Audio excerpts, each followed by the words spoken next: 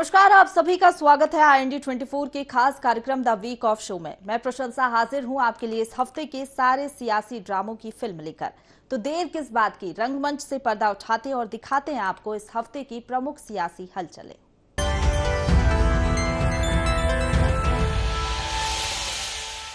MP विधानसभा के budget सत्र का आगाज हंगामेदार रहा। राज्यपाल का अभिभाषण जैसे ही शुरू हुआ, कांग्रेस ने हंगामा शुरू कर दिया।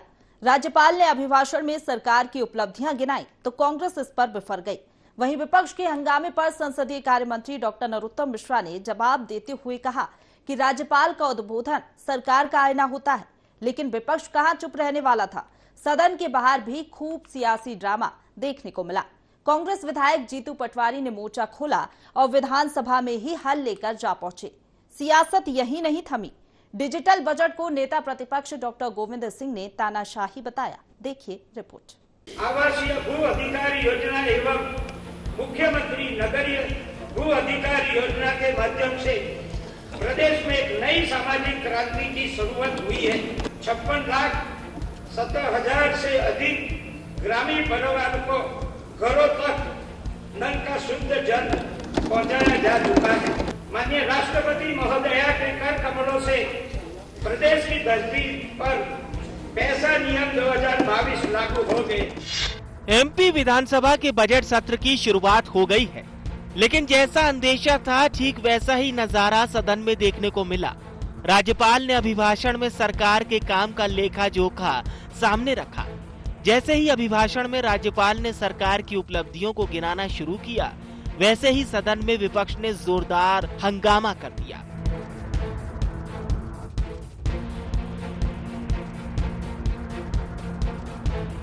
लेकिन सबसे अधिक तकरार पेपरलेस बजट पर देखने को मिली, क्योंकि 1 मार्च को मध्य प्रदेश में पहली बार पेपरलेस बजट पेश किया जाना है।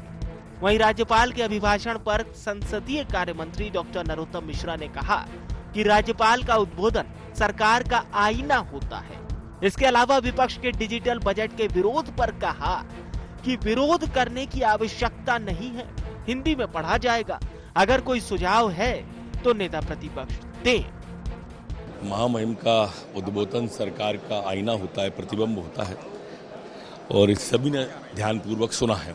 नहीं, विरोध करने की आवश्यकता नहीं है, हिंदी में पढ़ा जाएगा वो, और अगर कोई सुझाव है तो नेता प्रतिपक्ष देना, विचार होगा। बजट सत्र के पहले दिन सदन के अंदर और बाहर गहमा गहमी नजर आई। सदन के बाहर का नजारा जहां नाटकीय घटनाओं से भरा हुआ दिखा।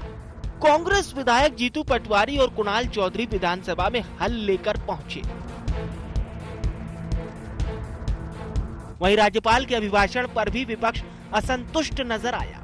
पूर्व सीएम कमलनाथ ने इसे दिन में सपना दिखाने वाला भाषण कहा, तो वहीं पेपरलेस बजट को लेकर भी कांग्रेस ने तंज कसा।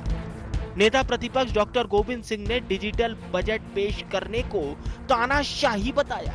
उन्होंने कहा कि प्रदेश में SC/ST वर्ग के लोग हैं, उन्हें डिजिटाइजेशन की जानकारी नहीं है, इसलिए डिजिटल बजट का हम विरोध करेंगे।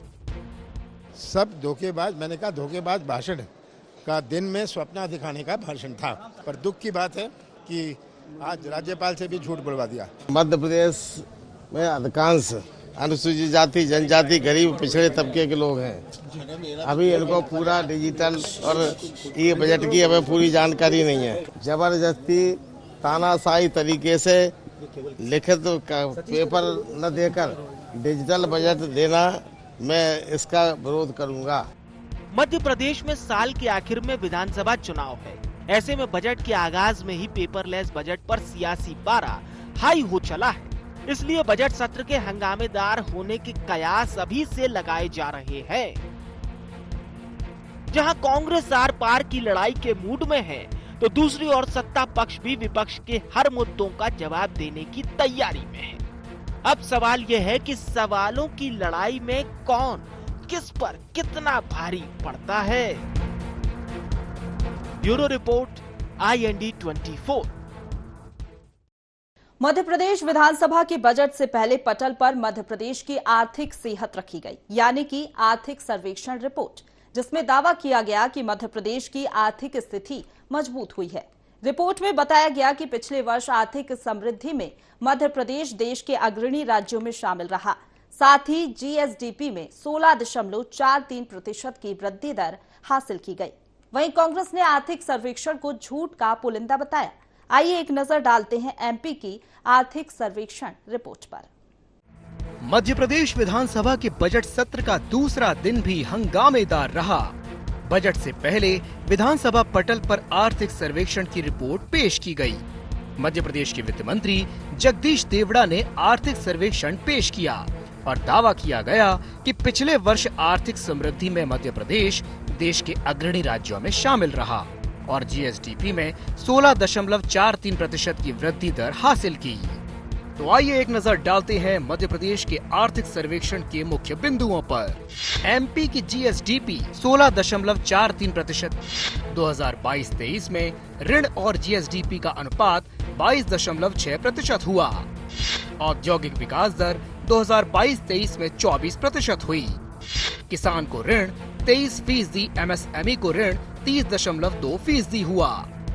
5,21,000 वेंडरों को 500 करोड़ का ऋण दिया। भारत को $5 ट्रिलियन की अर्थव्यवस्था बनाने में एमपी देगा योगदान। मध्य प्रदेश का $550 बिलियन का योगदान देने का लक्ष्य तय। प्रति व्यक्ति आय 38,497 रुपए से बढ़कर हुई 65,023 रुपए। प्रति व्यक्ति आय में 2011-12 के मुकाबले 70% की वृद्धि। प्रदेश का व्यय बजट विगत वर्ष में रुपए 2,17,313 करोड़ था।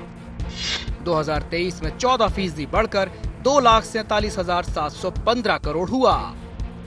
कृषि ऋण में 13.41% की वृद्धि और एमएसएमई में 30.22% की वृद्धि। 100% वित्तीय समावेशन डिजिटल जिले का दर्जा हासिल किया। मध्य प्रदेश में बढ़कर 4,20,838 हुए स्व सहायता समूह। समूहों को 2022 तक RF, CRF, CCL startup fund के जरिए दिया सहयोग। 6,178.26 करोड़ का कुल वित्तीय सहयोग प्रदान किया गया।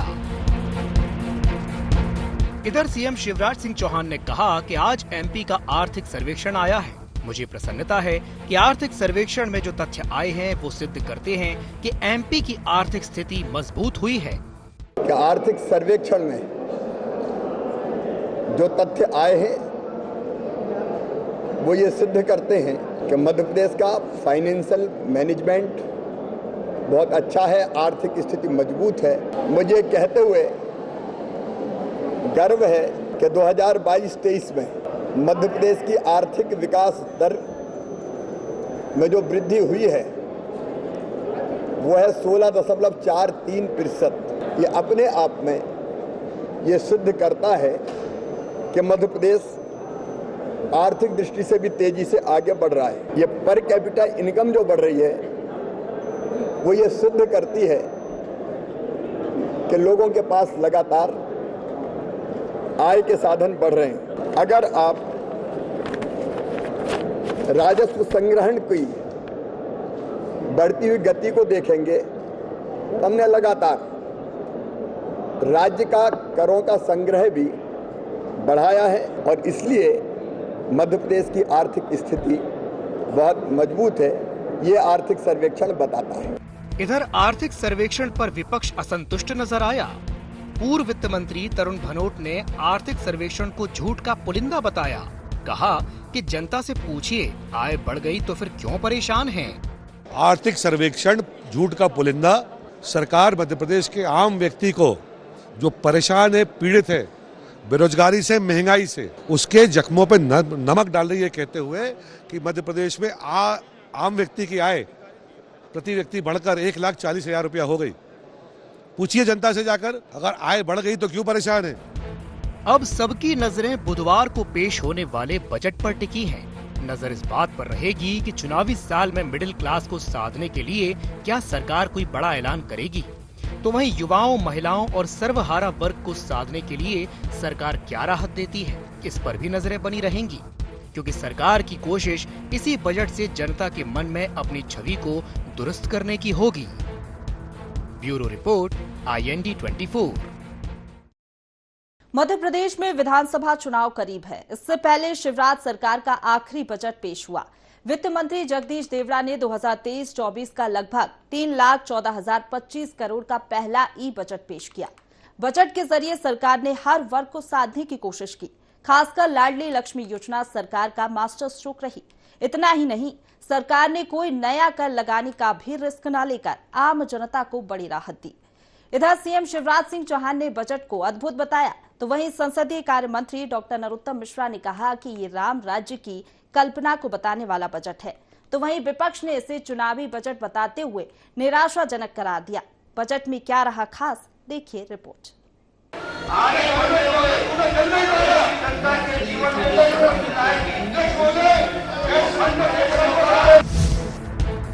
आखिरकार विपक्ष के हंगामे के बीच उम्मीदों का पिटारा खुल गया। मध्य प्रदेश विधानसभा में साल 2023-24 का लगभग 3,14,025 करोड़ का पेपरलेस बजट पेश किया गया। वित्त मंत्री जगदीश देवड़ा ने बजट मध्य प्रदेश विधानसभा के पटल पर रखा। बजट में हर वर्ग का ध्यान रखा गया है। बजट में कई बड़ी सौगातों के ऐलान के साथ और मिशन 23 की झलक भी साफ दिखाई दी। विधानसभा चुनाव से करीब 8 महीने पहले आए इस बजट में सरकार ने जनता पर कोई नया कर नहीं लगाया है। इंफ्रास्ट्रक्चर, शिक्षा, स्वास्थ्य का भी ख्याल रखा गया है। किसानों को भी सरकार ने सौगात दी है। शिवराज सरकार धार्मिक, सांस्कृतिक पर्यटन को भी धार देती हुई नजर आई। बजट में युवा और महिला मतदाताओं को साधने की भी कोशिश की गई है। तो आइए देखते हैं बजट की बड़ी बातें। एमपी का पहला पेपरलेस बजट पेश। वित्त मंत्री जगदीश देवड़ा ने पेश किया बजट। 3,14,000 करोड़ से ज्यादा का बजट किया पेश। एमपी की विकास दर 26.43% हुई। जीडीपी में हुई बढ़ोतरी, प्रति व्यक्ति आय बढ़ी। शराब के अहाते होंगे बंद। बजट में नहीं लगाया गया कोई नया कर। मुख्यमंत्री लाडली बहना योजना की जाएगी लागू। महिलाओं को 1,000 रुपए दिए जाएंगे। कॉलेज की टॉपर छात्राओं को दी जाएगी ई बाइक। महिला स्व सहायता समूह के लिए 660 करोड़। 1 लाख नई नौकरियां देने का ऐलान। मुख्यमंत्री कौशल योजना के लिए 1,000 करोड़ रुपए। 900 सीएम राइस स्कूल खोले जाएंगे।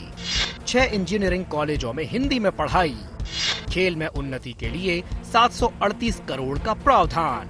भोपाल को स्पोर्ट्स हब बनाया जाएगा। खेल विभाग का बजट बढ़ाया गया। कृषि कार्यों के लिए किसानों को मिलेगा 0% पर ब्याज। दूध उत्पादन में देश में तीसरे नंबर पर मध्य प्रदेश। डिफॉल्टर किसानों का ब्याज भरेगी सरकार। किसानों तक पहुंचाया जाएगा नर्मदा का पानी। 4,000 किलोमीटर लंबी सड़कें बनाई जाएंगी। हवाई पट्टियों को बनाया जाएगा एयरपोर्ट। 900 किलोमीटर का नर्मदा प्रगति पथ मार्ग बनेगा। इंदौर और भोपाल में मेट्रो रेल के लिए 710 करोड़। हवाई जहाज से तीर्थ दर्शन कराएगी सरकार। देश का पहला चीता प्रदेश बना एमपी। मध्य प्रदेश को आगे बढ़ाने वाला बजट है और सब वर्गों का इसमें समावेश किया है। सर्वस्पर्शी बजट है और विशेष फोकस हमने नारी शक्ति पर किया है। बहनों का विशेष ध्यान रखा है और बचपन से छोटी बहन जब जन्म लेती है तब से लगा करके उसकी पूरी उम्र तक के बारे में विचार करके इसमें फोकस किया है। युवा शक्ति का फोकस किया है। खेल विभाग में हमने स्पोर्ट्स को हमने काफ़ी बढ़ावा दिया है। तो कुल मिलाकर के मुझे लगता है कि समग्र सारे विभागों को हमने सम्मान देकर के उसमें आगे बढ़ाने का काम किया। बजट आने के बाद मुख्यमंत्री शिवराज सिंह चौहान, मंत्रियों और कमलनाथ ने अपनी प्रतिक्रियाएं व्यक्त की हैं। सीएम शिवराज सिंह चौहान ने कहा कि ये बजट अद्भुत है। ये बजट आत्मनिर्भर भारत के निर्माण के लिए है। तो वहीं संसदीय कार्य मंत्री डॉक्टर नरोत्तम मिश्रा ने कहा कि ये राम राज्य की कल्पना को बताने वाला बजट है। तो वहीं विपक्ष ने इसे निराशाजनक करार दिया। मैं आज के अद्भुत और अकल्पनीय बजट के लिए वित्त मंत्री श्री जगदीश देवड़ा जी और उनकी पूरी टीम को बधाई देता हूं। ये बजट हमारे प्रधानमंत्री श्रीमान नरेंद्र मोदी जी का आत्मनिर्भर भारत के निर्माण के लिए आत्मनिर्भर मध्य प्रदेश के निर्माण का बजट है। गरीब कल्याण हमारा संकल्प।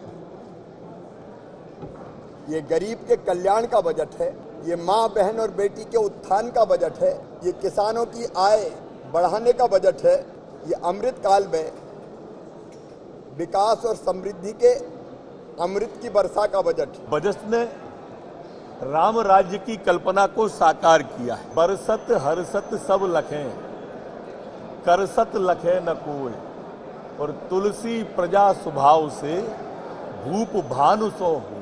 ये बजट लगभग उसी प्रकार का था। कोई नया टैक्स प्रदेश के अंदर एक भी नहीं लगाया गया। ये अपने आप में बड़ी बात है। प्रदेश का अमृत काल है और अमृत काल में अमृत की वर्षा इस प्रदेश के बजट ने माननीय मुख्यमंत्री जी और माननीय वित्त मंत्री जी ने की है। ये बजट मनोरंजन और झूठ का बजट है।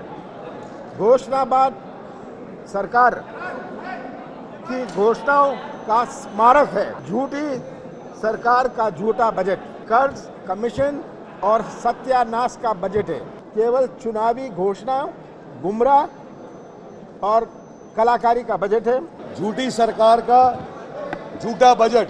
जब बेरोजगारी चरम पर है, जब महंगाई चरम पर है, जब हमारा कोई ऐसा वर्ग नहीं है जो परेशान नहीं है, इस चुनावी वर्ष में भी इस सरकार की जो आदत रही है झूठ बोलने के अलावा, इसके अलावा इसने कुछ नहीं किया। गैस का सिलेंडर सस्ता हुआ नहीं, बिजली का बिल सस्ता हुआ नहीं, बेरोजगार नौजवानों का रोजगार दूर हुआ नहीं। चौपट राजा और चौपट सरकार जिसने 19 वर्षों में मध्य प्रदेश को कंगाल कर दिया और किसी को राहत नहीं दी। गौरतलब है कि बजट में हर वर्ग को साधने का प्रयास किया गया है, चाहे किसान हो, युवा हो या आधी आबादी हो, हर किसी को सौगात मिली है। सरकार ने इस बजट में कोई नया कर ना लगाकर लोगों को बड़ी राहत दी है। अब देखना ये होगा कि ये बजट मिशन 2023 में सरकार को कितना बूस्टर बनाता है। Bureau report, IND 24। आधुनिक युग में जहां हम डिजिटल की ओर बढ़ रहे हैं, वहीं दूसरी ओर शिवराज सरकार ने भी डिजिटल की ओर कदम बढ़ाते हुए ई बजट पेश किया और विधायकों को टैबलेट दिए। लेकिन ये टैबलेट सियासी तकरार की वजह बन गए। कांग्रेस ने टैबलेट को लेकर बजट सत्र के चौथे दिन खूब हंगामा किया। पूर्व सीएम कमलनाथ और नेता प्रतिपक्ष डॉक्टर गोविंद सिंह ने तो टैबलेट ही लौटा दिए। वहीं नेता प्रतिपक्ष डॉक्टर गोविंद सिंह यहीं नहीं रुके, उन्होंने टैबलेट को चाइना असेंबल करा दिया। इधर जवाब देते हुए संसदीय कार्य मंत्री डॉक्टर नरोत्तम मिश्रा ने विपक्ष के सभी आरोपों को खारिज कर दिया। टैबलेट पर छिड़ी सियासी जंग पर देखिए रिपोर्ट। मध्य प्रदेश बजट सत्र चौथे दिन भी हंगामेदार रहा। विधानसभा में टैबलेट का मुद्दा गूंजा। सदन में विधायकों को दिए गए टैबलेट पर जमकर सियासी तकरार देखने को मिली। सदन में टैबलेट को लेकर विपक्ष ने जमकर हंगामा किया। विधानसभा में पहली बार पेश किए गए ई बजट को पढ़ने के लिए विधायकों को जो टैबलेट दिए गए थे, उस पर कांग्रेस ने सवाल खड़े किए। बड़ी बात तो ये है कि पूर्व मुख्यमंत्री कमलनाथ और नेता प्रतिपक्ष डॉक्टर गोविंद सिंह ने तो टैबलेट लौटा ही दिए।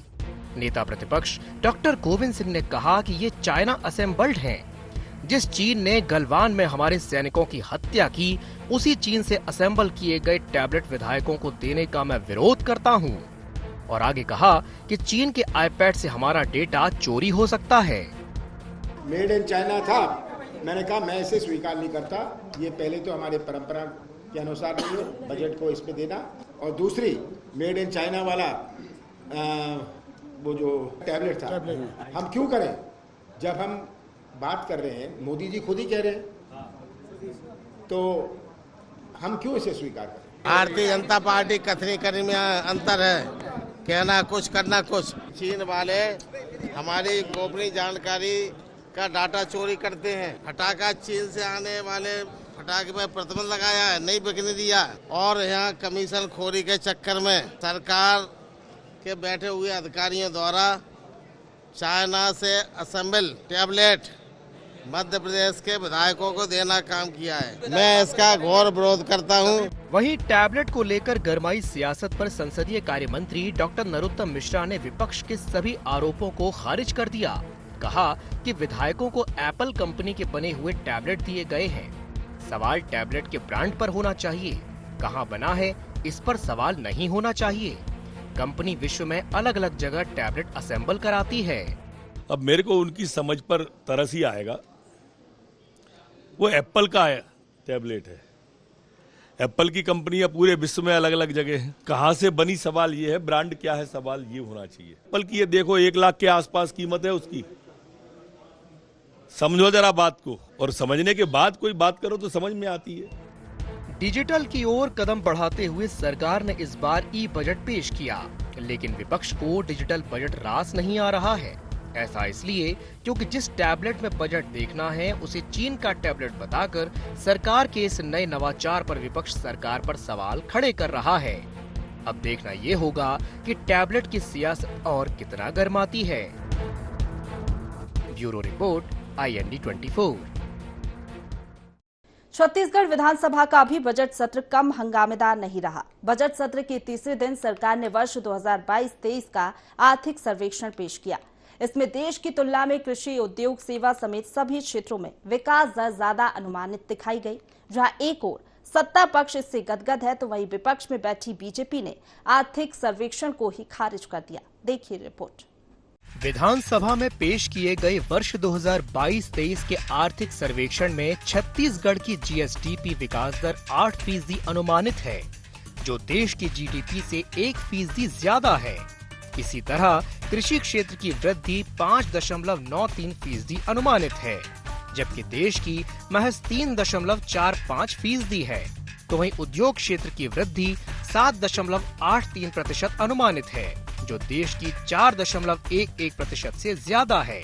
इसके साथ ही सेवा क्षेत्र की वृद्धि 9.21% अनुमानित है। हालांकि राष्ट्रीय प्रति व्यक्ति आय के मामले में छत्तीसगढ़ पीछे है। राष्ट्रीय प्रति व्यक्ति आय 1,70,620 रुपए के मुकाबले छत्तीसगढ़ की प्रति व्यक्ति आय 1,33,898 रुपए है।